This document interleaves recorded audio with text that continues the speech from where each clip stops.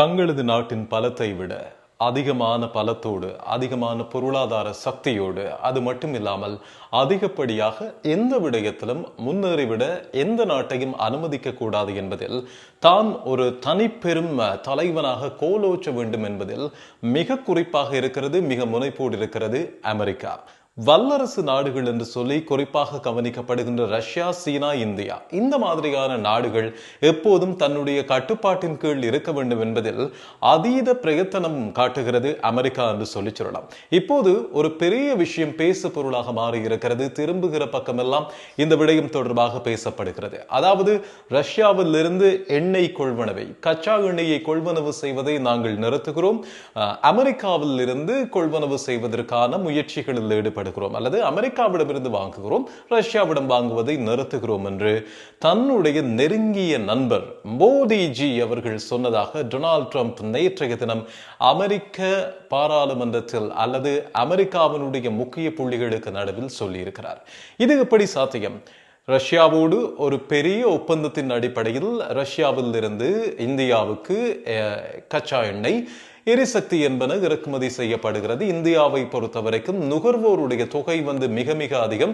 இந்தியாவில் இருக்கின்றவை இதற்கு போதாது. எனவே இந்திய பயனர்கள் பலன் பெற வேண்டும் அல்லது அவர்களுக்கு தேவையான அளவு எரிசக்தி, கச்சா எண்ணெய் போன்றன இங்கே கிடைக்க வேண்டுமாக இருந்தால் ரஷ்யா மாதிரியான பெரிய அதிக வருமானம் உள்ள, அதை விட கேட்கின்ற தொகைகளை எங்களுக்கு உடனே அனுப்பி வைக்கக்கூடிய நாடுகளினுடைய நட்பு வேண்டும், தொடர்பு வேண்டும். அந்த ஒப்பந்தத்தின் அடிப்படையில் அவர்களிடமிருந்து இதுவரை காலமும் ரஷ்யாவில் இருந்து இந்தியா பெற்றுக் கொண்டிருந்தது எல்லோருக்குமே தெரியும். இப்போது எப்படி டொனால்ட் ட்ரம்பினுடைய இந்த கூற்றுப்படி பார்த்தால் ரஷ்யாவுடன் நடந்து கொண்டிருக்கிற அந்த வர்த்தக ஒப்பந்தத்தை நிறுத்திவிட்டு இந்தியா அமெரிக்காவோடு கூட்டு சேர்வது எப்படி சாத்தியமாகும்? அது லீகலி இப்படி எப்படி பண்ண முடியும் என்கின்ற கேள்வி எழுந்திருக்கும் நிலையில் இந்தியாவிற்கு ரஷ்யாவில் இருந்து மிகப்பெரிய அழுத்தம் ஒன்று கொடுக்கப்படுவதாகவும் செய்திகள் வெளியாக தொடங்கி இருக்கின்றன. இதையெல்லாம் பொறுத்திருந்து பார்த்து கொண்டிருந்த இந்தியா இதற்கு மேல் பொறுமை காத்தால் எல்லாம் குடிமூழ்கி போய்விடும் என்கின்ற ஒரு எண்ணத்தில் இப்போது அவசரமாக ஒரு அறிவிப்பை வெளியிட்டிருக்கிறது. இந்திய மத்திய வெளியுறவுத்துறையினுடைய செய்தி தொடர்பாளர் ஒரு விஷயத்தை பகிர்ந்திருக்கிறார். அதாவது மோடிஜி அவர்கள் டொனால்ட் ட்ரம்போடு இந்த எண்ணெய் வர்த்தகம் தொடர்பாக அல்லது ரஷ்யாவில் பெற்றுக் கொண்டிருக்கிற எண்ணெய், எரிசக்தி போன்றவற்றை நிறுத்தப் போகிறோம் என்பது தொடர்பாக ஒரு வார்த்தை கூட பேசவில்லை. ஏன் ஒருபடி மேலே போய் டொனால்ட் ட்ரம்போடு மோடி அவர்கள் தொலைபேசியில் பேசிய மாதிரி ஒரு சம்பவமே நடைபெறவில்லை. ட்ரம்ப் எதற்காக இப்படியான ஒரு கதையை இட்டுக்கட்டினார் என்று சொல்லி எங்களுக்கு தெரியவில்லை. ஆனால் இந்தியா அமுலுக்கு வருகின்ற வகையில் எந்த விதமான இப்படியான நடவடிக்கைகளையும் எடுக்கவில்லை. அது மட்டுமில்லாமல் இந்தியா இப்படியான ஒரு டீலை அமெரிக்காவோடு போடவும் இல்லை. போட்டிருந்தால், இப்படி ஒன்று நடந்திருந்தால் நிச்சயமாக அதை உங்களுக்கு நாங்கள் ஆஃபிஷியலாக அறிவித்திருப்போம். அப்படி எதுவுமே கிடையாது. இது டொனால்ட் ட்ரம்ப் அவரால் மட்டும் சொல்லப்பட்ட ஒரு விஷயம். மோடிக்கோ அல்லது இந்தியாவிற்கோ மத்திய அமைச்சுக்கோ இதில் எந்த விதமான தொடர்பும் கிடையாது என்று சொல்லி வெளியுறவுத்துறையினுடைய செய்தி தொடர்பாளர் இப்போது அறிவித்திருக்கிறார். சுட சுட இந்த அறிவிப்பு வெளியாகி இருக்கிறது. மோடி எதற்காக டொனால்ட் ட்ரம்போடு இப்படி ஒரு டீல் போட வேண்டும் என்று இன்னும் ஒரு பக்கத்தில் காரசாரமான விவாதங்களும் போய்கொண்டிருக்கும் நிலையில் டொனால்ட் ட்ரம்ப் எதற்காக இப்படி ஒரு காய் நகர்த்தலை அல்லது நடக்காத ஒரு விஷயத்தை சொன்னார்?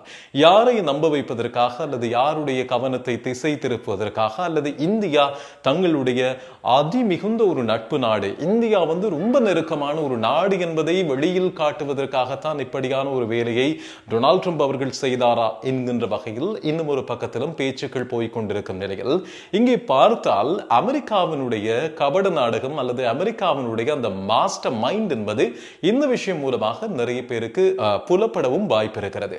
அதாவது ரஷ்யாவோடு அமெரிக்காவிற்கு அவ்வளவு பெரிய ஒரு நல்ல உறவு கிடையாது.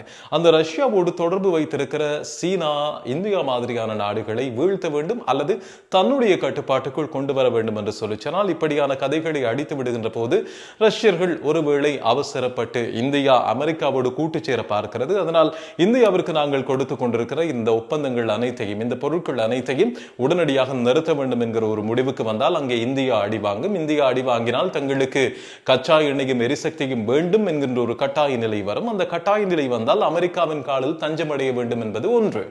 சீனா மாதிரியான நாடுகளை குழப்பிவிட்டால் சீனாவும் எப்படியும் எங்களிடம் சுற்றி வர வேண்டும். சீனா பல விஷயங்களில் தான் மட்டும் என்று சொல்லி தனித்து நின்று கோலோச்சுகின்ற ஒரு நாடு அனைவருக்குமே தெரியும். சைனீஸ் பொருட்கள் என்று சொல்லி அடையாளப்படுத்தப்பட்டாலும், அவை சீப்பானவை என்று சொல்லி சொல்லப்பட்டாலும், அந்த சீனாவானது இன்றைக்கு உலகத்தில் அசைக்க முடியாத ஒரு மிகப்பெரிய வல்லரசாக இருக்கிறது. அமெரிக்காவிற்கு பல காலமாக சீனா மீது ஒரு பெரிய கண் இருக்கிறது. எப்படியாவது தன்னுடைய கால் அணித்துவத்தினுடைய கீழ் அல்லது தன்னுடைய ஆட்சியின் கீழ் சீனாவையும் வைத்திருக்க வேண்டும் என்று சொல்லி, அது குதிரை கொம்பாகத்தான் இருக்கும். சீனாவை வளைத்து போட அமெரிக்கர்களால் முடியாது என்பது வரலாறு கண்ட ஒரு யதார்த்தம்.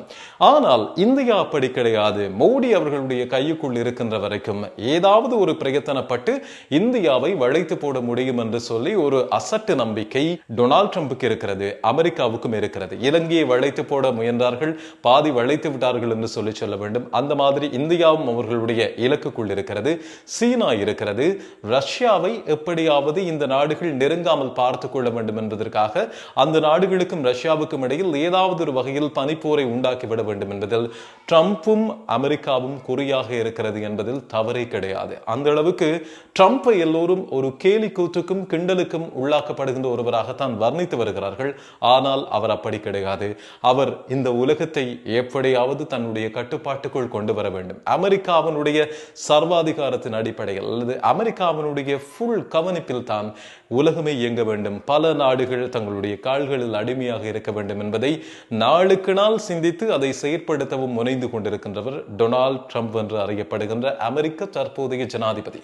எனவே இப்போது மோடி போட்ட இந்த டீல் அல்லது மோடியோடு நான் பேசினேன், மோடி அதற்கு ஒத்துழைத்து விட்டார், மோடி அதை ஓம் என்று சொல்லிவிட்டார், அதனால் எதிர்வருகின்ற காலத்தில் இந்தியா எங்களோடு சேர்ந்து கொள்ளும் என்று சொல்லி டொனால்ட் ட்ரம்ப் போட்ட இந்த ஒரு கருத்து அல்லது இந்த ஒரு கருத்து விதைப்பு என்ன மாதிரியான தாக்கங்களை இனி வருகின்ற நாட்களில் தடாலடியாக கொண்டு வரப்போகிறது என்பதையும் பொறுத்திருந்து பார்ப்போம்.